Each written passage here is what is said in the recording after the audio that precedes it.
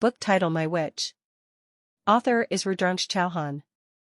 Chapter 6 Full Moon Night. I am currently observing outside my window, and simultaneously engaging in a conversation with my mother.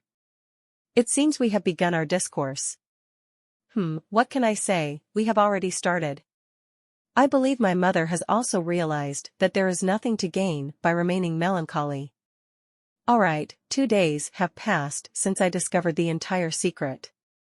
It was quite peculiar. I feel I have no right to speak about it here, as my boyfriend is a werewolf, and according to his lunar calendar, I am not a witch. I was sitting by the window, observing everything outside. The street lamp in front of our house was flickering on and off. Suddenly, I saw something in the sky that was flying. I don't know what it was, but according to my estimation, it might be a bird in the afternoon. It gradually approached, and I realized it was an owl with a letter attached to its leg. Oh, there is a letter delivery system here too. I thought all of this only happens in novels. It was quite bizarre. It had one small eye and one very large eye. It had a lot of feathers. We can say it was odd. The owl was inside the window, and I directed my thoughts towards it. It dropped a letter into my hands. "Oh, thanks dear," I said politely. For a moment, the owl flapped its wings, flying outside the window. I watched it fly, and for a moment, it felt like it was heading towards the moon.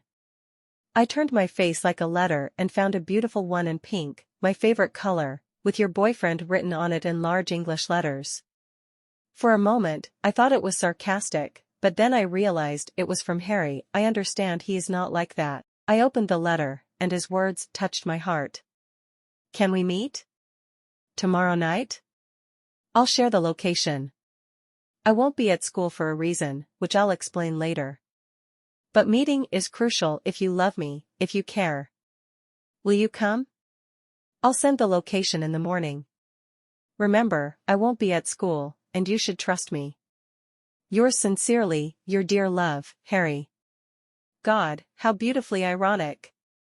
What words, they started piercing my mind when I learned about the upcoming meeting through a call. If it was so necessary, why didn't he info-RM me earlier? Okay, what excuse can I give? I could go, but what reason can I provide to my mother? I can't just say I'm going to meet my boyfriend who happens to be a werewolf and, according to his lunar calendar, can only marry a witch. Imagining myself going to my mother while she's cutting vegetables, saying, Mom, I have a boyfriend who's a werewolf, and according to his sightings, he can only marry a witch. And in the interest of both of us, meaningfully embracing selfishness, can I go meet him? I halted my imagination because within 2 seconds, I was hearing a lot of foul language. Just my imagination, because if my mother finds out about all this, we can well imagine what would happen. Then my gaze fell on my golden watch, whose small hand pointed at 3 o'clock, meaning it's already 3 o'clock in the morning, and my school starts at 9 o'clock. I think I've wasted a lot of time. I'll have to come up with excuses for Mom. I'll think about it when I wake up at 7 a.m., but now I feel like I should just go to sleep and immerse myself in my imaginative world. I woke up at 7 a.m., and next to me was the wardrobe with a mirror where I saw myself. My hair was a bit messy, and my green eyes looked beautiful, and my red hair was scattered. I went to the bathroom, finished all my personal tasks, took a shower, and got dressed in a black t-shirt, black pants, and a black coat. Of course, I like the color black, and I like wearing black clothes. I went downstairs and sat at the dining table. My mom was chopping vegetables, and she turned towards me with a smile. She seemed happier today, probably because the depression had lifted. "Good morning, dear," my mom said. "Good morning, Mom," I replied. "You look beautiful today. Any plans to go out?" My mom asked as if giving a lot of freedom to a little girl.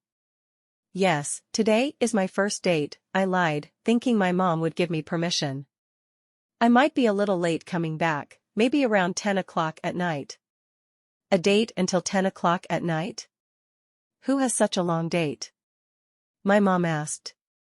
"Oh, it's my friend's birthday. If it gets late, I'll stay at her place," I lied again. I think I'm weaving a web of lies. Alright, but when you reach there, call me immediately, and take care. Keep pepper spray with you, my mom said with concern.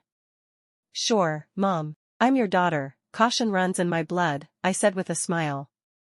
My mom laughed, and she served a delicious egg roll for breakfast.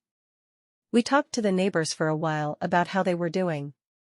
At 8:30 a.m., I left for my school.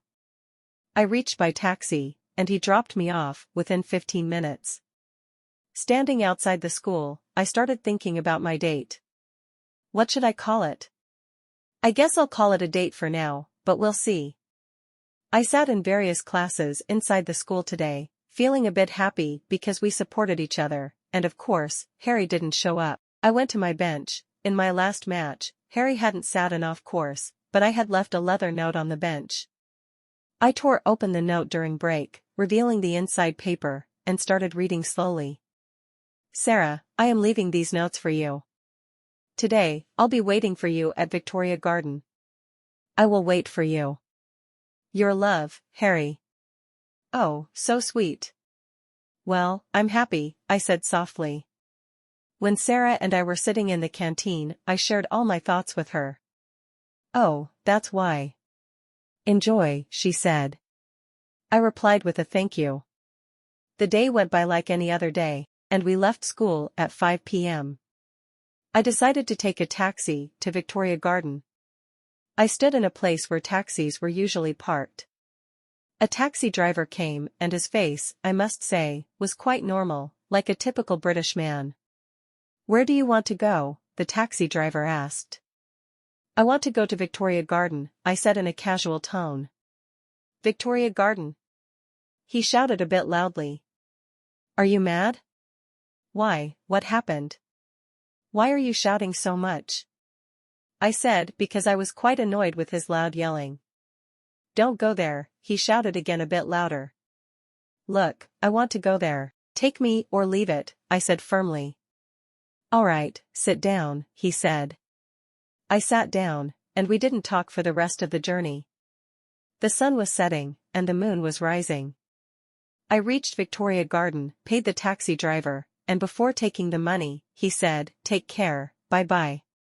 I gave him the money, and he immediately left. In front of me was a house, and beyond that, there was a large garden with trees, and at the end of the garden, there was a big hole. And right in front of the hole was a massive waterfall. Beautiful place, I said to myself. Tonight was a full moon night, and the moon had risen high. In the middle of the garden, I saw a young boy. I thought it was Harry, so I ran there, only to find out that it was someone else. He looked at me, but he seemed a bit frightened. Why are you here? Run away quickly, he shouted loudly. Why, you invited me here, I replied, confused about what was happening. Why would I bring you here at night? Because you know, I'm a werewolf, and tonight is a full night, his words broke. A transformation began, his neck elongated, his clothes shredded, and his spine protruded from his back. His body hair was standing on end, and his legs were elongating. His face changed, his eyes turned green, and his teeth became longer. God, Harry! I screamed and started running away from him. I could hear someone's footsteps behind me. Of course, the werewolf was chasing me. I quickly spotted a wooden cabin ahead. I saw that the door was open, and a girl came out. It was Sarah. She looked at me and waved, but when she saw the werewolf behind me, she also froze like a ghost. I ran towards the cabin, and as soon as I entered, I heard the door slam shut. Sarah had closed it completely, and she also secured all the windows. Inside the cabin, there was only a table, some books, a small sitting area, and a bed in one corner. I couldn't catch my breath, I was terrified. What happened? You were supposed to go on a date, how did you end up here? Sarah asked. I was supposed to go on a date, but I got betrayed. Tonight was a full moon night, and I think someone set me up.